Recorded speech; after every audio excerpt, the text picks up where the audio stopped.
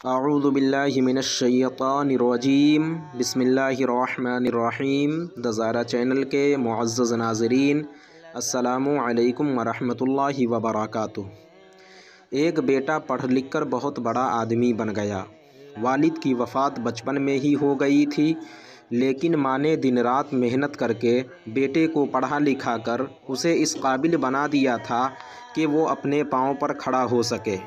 بیٹے کو اچھی نوکری مل گئی اور ماں نے گھر میں خود کو اکیلا محسوس کرتے ہوئے بیٹے کے لیے ایک پھول سی دلہن کی تلاش کر لی۔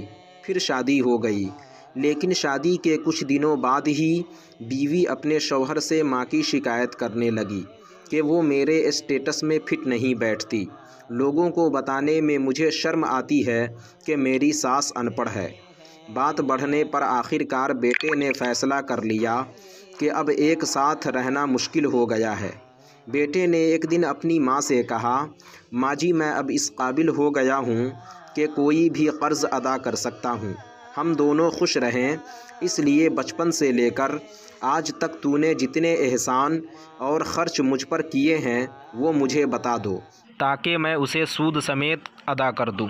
پھر ہم الگ الگ ہو کر سکھی زندگی گزاریں گے۔ ماں نے سوچ کر جواب دیا کہ بیٹا حساب ذرا لمبا ہے، سوچ سمجھ کر بتانا پڑے گا، مجھے تھوڑا وقت چاہیے۔ بیٹے نے کہا، ماں جی کوئی بات نہیں، مجھے کوئی جلدی نہیں ہے، 2-4 دنوں میں بتا دینا۔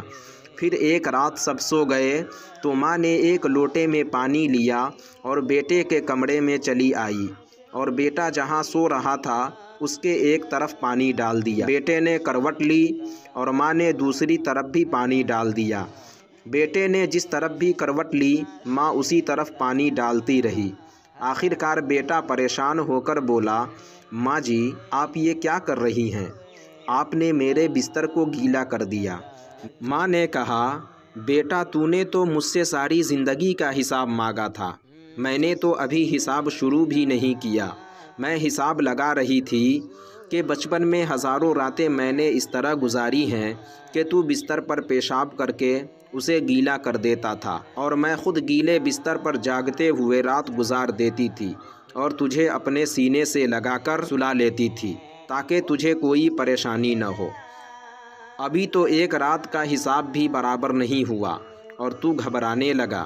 ماں کی اس بات نے بیٹے کے دل کو جھنجھور کر رکھ دیا۔ بیٹے نے وہ رات سوچنے میں گزار دی۔ شاید اسے احساس ہو گیا تھا کہ ماں کا قرض کبھی نہیں اتارا جا سکتا۔ ماں انمول نعمت ہے، اس کے قدموں کے نیچے جنت ہے، کبھی اس کی ناقدری مت کرنا۔ تو ناظرین آج کی ویڈیو میں بس اتنا ہی۔ امید کرتا ہوں آپ کو یہ ویڈیو پسند آئی ہوگی۔ ویڈیو پسند آنے کی صورت میں ویڈیو کو لائک اور شیئر کریں، اور ابھی تک اپنے چینل دزارہ کو سبسکرائب نہیں کیا تو ضرور کریں۔ پھر انشاءاللہ اسی طرح کی کسی دوسری ویڈیو میں ہماری ملاقات ہوگی۔ جب تک کے لیے اللہ حافظ۔